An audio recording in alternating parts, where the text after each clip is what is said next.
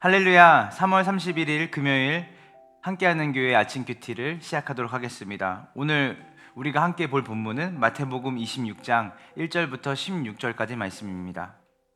예수께서 이 말씀을 다 마치시고 제 아들에게 이르시되 너희가 아는 바와 같이 이틀이 지나면 유월절이라 인자가 십자가에 못 박히기 위하여 팔리리라 하시더라.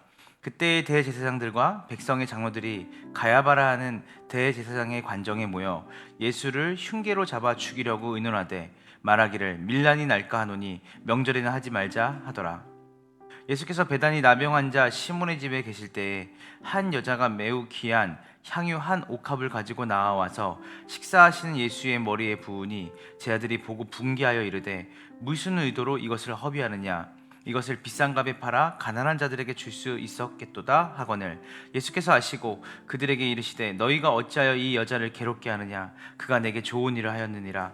가난한 자들은 항상 너희와 함께 있거니와 나는 항상 함께 있지 아니하리라. 이 여자가 내 몸에 이 향유를 부은 것은 내 장례를 위하여 함이니라. 내가 진실로 너에게 이르노니 온 천하에 어디서든지 이 복음이 전파되는 곳에서는 이 여자가 행한 일도 말하여 그를 기억하리라 하시니라. 그때 12 중에 하나인 가룟유다라 하는 자가 대제사장들에게 가서 말하되 내가 예수를 너희에게 넘겨주리니 얼마나 주려느냐 하니 그들이 은 30을 달아주거늘 그가 그때부터 예수를 넘겨줄 기회를 찾더라. 아멘. 오늘 이 마태복음 26장 말씀은요, 예수님을 미워하고 싫어하고 대적하는 무리들과 또 예수님을 따른다고 하지만 궁극적으로 예수님을 따르는 것이 아니라 세상의 가치를 따르고 있는 예수님을 따랐던 사람들 중에 예수님을 실제로는 제대로 알지 못했던 사람, 또 예수님을 따르는 사람 중에 정말 예수님을 사랑하고 그분이 자신의 전부로 알고 그분을 위해 살았던 사람, 이 세 부류가 등장합니다. 첫 번째 부류는 여러분이 잘 아시는 것처럼 3절입니다. 그때의 대제사장들과 백성의 장로들이 가야바라 하는 대제사장의 관정에 모여 예수를 흉계로 잡아 죽이려고 의논하되 말라기를 밀란이 날까 하노니 명절에는 하지 말자 하더라. 자, 예수님 당시의 종교 지도자들은요, 예수님을 잡아 죽이기 위해서 그들은 함께 모여서 흉계를 꾸미고 있는 장면이 1절부터 4절까지 나옵니다. 여러분, 이때 당시에 이 사람들은요, 세상에서 가장 큰 권력을 가진 사람들 중에 한 사람들이 아니라 여러 사람들이었습니다. 그러니까 이 사람들이 함께 모여서 결정한 것이 뭐냐면 예수님을 흉계로 죽이기로 결정한 것이에요. 여러분, 오늘도 이 시대에 살아가면서 얼마나 많은 세상의 문화와 가치가 또 그리고 힘 있는 자들이 예수님을 따르는 길이 아니라 그들의 영광과 그들의 만족과 기쁨을 위해 살아가는지 모르겠습니다. 실제로 우리에게 예수를 죽이겠다고 말하진 않지만 이 시대에 나오는 모든 문화의 가치들과 또 이 땅에서 정치와 또 권력과 명예를 탐하는 자들의 특징은 뭐냐면 예수님을 따르는 삶이 아니라 그들 자신이 안위와 그 자들의 자신의 만족을 위해 살아가는 사람들이 많습니다. 말로는 예수님을 죽인다고 하진 않지만 이 시대가 따르고 있는 풍조와 가치는 예수를 죽이고 없애는 세상의 문화와 가치를 가지고 있다는 것을 우리는 기억할 필요가 있을 것입니다. 그래서 복음을 전하기가 쉽지 않은 겁니다. 예수님을 따르는 사람들보다 예수님을 죽이고 없애려고 하는 그 문화와 시대 가운데 우리가 살고 있음을 기억하고 그럼에도 불구하고 우리가 그들에게 끝까지 복음을 전해야 한다는 것도 놓치지 않았으면 좋겠습니다. 그러나 첫 번째, 우리가 이 단락에서 살펴볼 때 예수님을 흉계로 잡아 죽이려고 하는 한 무리를 우리가 보게 되는 것이죠. 그리고 우리가 이 26장 1절부터 16절에서 우리가 마지막 그 단락을 보면 유다의 배신이라고 하는 소제목이 붙은 곳을 보면 또 한 부류의 사람이 등장합니다. 바로 누구냐면 바로 가룟유다입니다. 제가 한번 읽어보겠습니다. 그때 12 중에 하나인 가룟유다라 하는 자가 대제사장들에게 가서 말하되 내가 예수를 너희에게 넘겨주리니 얼마나 주려느냐 하니 그들이 30을 달아주거늘 그가 그때부터 예수를 넘겨줄 기회를 찾더라. 여러분, 가룟유다는요 예수님의 12 제자 중에 한 명이었습니다. 이는 예수님 옆에서요 예수님이 하신 말씀을 가장 가깝게 들었던 사람 중에 한 명이었고요. 그는 예수님이 행하신 일들을 직접 목도하며 바라봤던 사람 중에 한 명입니다. 그리고 3년 반 동안 예수님을 따르겠다고 어찌 보면 모든 것을 전부를 버려두고 예수님을 따랐던 사람입니다.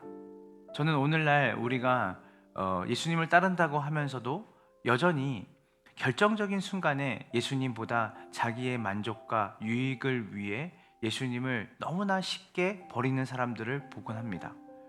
어쩌면 우리가 이 아침에 큐티를 하면서 나는 예수님을 사랑하고 난 예수님을 위해 내 삶을 드릴 거야 라고 말하지만 정작 예수님이 내가 꿈꾸고 내가 원하는 계획대로 나를 인도하지 않으시면, 혹여나 내가 원하고 뜻하는 바를 예수님이 이뤄주지 않으시면 우리도 이 가룟 유다와 같이 은 30냥이라고 하는 상징적인 의미죠. 정말 푼 돈입니다. 큰 돈이 아닙니다. 우리는 은 30이라 그러면 굉장히 큰 돈 같지만 이 당시에 그 큰 돈이 아닙니다. 그 얼마 되지 않은 돈을 받고 예수님을 파는 그 행위를 우리도 할 수 있다는 것이죠.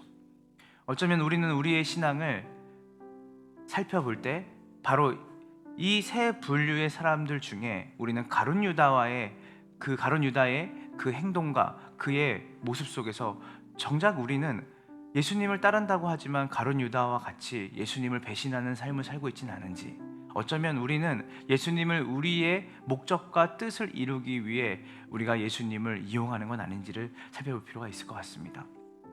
그런데요, 오늘 이 바로 이제 제가 중심적으로 말하고 싶은 분류의 사람은 바로 향유를 부은 여인입니다. 우리 한번 6절부터 우리 13절까지 읽어보도록 하겠습니다. 예수께서 베다니 나병 환자 시몬의 집에 계실 때에 한 여자가 매우 귀한 향유 한 옥합을 가지고 나와 식사하시는 예수의 머리에 부으니 제자들이 보고 분개하여 이르되 무슨 의도로 이것을 허비하느냐, 이것을 비싼 값에 팔아 가난한 자들에게 줄 수 있었겠도다 하거늘, 예수께서 하시고 그들에게 이르시되 너희가 어찌하여 이 여자를 괴롭게 하느냐, 그가 내게 좋은 일을 하였느니라. 가난한 자들은 항상 너희와 함께 있거니와 나는 항상 함께 있지 아니하니라. 이 여자가 내 몸에 이 향유를 부은 것은 내 장례를 위하여 함이니라. 내가 진실로 너희에게 이르노니 온 천하에 어디서든지 이 복음이 전파되는 곳에서는 이 여자가 행한 일도 말하여 그를 기억하리라 하시니라. 네, 오늘 나오는 이 가장 중요한 분류의 사람입니다. 바로 향유를 부은 여인인데요, 이 여인은 요한복음을 보면 나사로의 동생 마리아라고 나옵니다. 이 여자는 예수님께 어떤 행동을 하는 사람이냐면 자기가 가진 가장 가치 있고 자기가 가지고 있는 것 중에서 가장 소중한 것을 예수님께 아낌없이 드리는 사람입니다. 그런데요, 이때 우리가 이 좀 전에 봤던 그 제자들을 대표하는 모습이었던 유다의 모습과 같이 제자들이 이렇게 얘기합니다. 비싼 값을 팔아 가난한 자들에게 줄 수 있었겠도나. 왜냐면요, 이 향유는 그 당시에 300데나리온, 한 명의 성인 노동자가 하루를 열심히 일해서 벌 수 있는 돈이 1데나리온이었습니다. 그러니까 300일의 노동의 값을 그 가격의 향유를 깨트려서 예수님께 드리는 것을 못마땅해 하는 사람들이 누구였냐면 바로 이 가룟 유다와 같은 분류의 사람이었다는 거예요. 여러분, 사랑이 없으면요 다 돈의 논리로 움직입니다. 사랑이 없으면요 다 비용을 계산하고 비용 때문에 우리가 우리의 모든 행동을 드리기도 하고 거두기도 합니다. 그래서 진짜 예수님을 사랑해서 드린 이 여인의 태도를 사랑이 아니라 자신의 만족과 자신의 이익과 유익을 위해 물질적인 것으로 환원하는 이들에게는 이 여인의 헌신이 보이지 않았던 것이죠. 주님이 놀라운 말을 합니다. 이 여인을 아셨다라고 말하고 이 여인이 행한 모든 일들, 이 향유를 깨트려서 예수님 자신에게 전부를 부어준 이 여인의 행적을 복음이 전파되는 곳에서는 이 여자가 행한 일도 말하여 그를 기억하리라. 이 여인은 예수님을 사랑해서 헌신했죠. 이 여인은 이것을 값으로 계산하지 않았습니다. 왜냐하면 사랑은 아까도 얘기했지만 비용을 뛰어넘는 것이기 때문이에요. 돈의 논리를 뛰어넘는 것이에요. 그런데 주님께서 놀라운 말을 하시는 것이죠. 이 여인의 마음을 아셨어요. 그리고 뭐라고 말씀하시냐면 예수님께서 이루신 놀라운 십자가의 구원의 은혜가 전파되는 곳에 누구의 행한 일도? 이 여인이 행한 일도. 번뜩 이 말씀이 떠오릅니다. 사도행전 1장 8절을 보면 성령이 우리에게 임하시면 우리가 권능을 받고 예루살렘과 온 유대와 사마리아 땅까지 내 증인이 되리라. 바로 이 여인이 행한 일들이 복음이 전파되는 천하의 모든 곳에 증거가 된다는 말은 바로 예수님이 십자가를 통해서 세우실 그 교회의 존재를 보여주는 것이죠.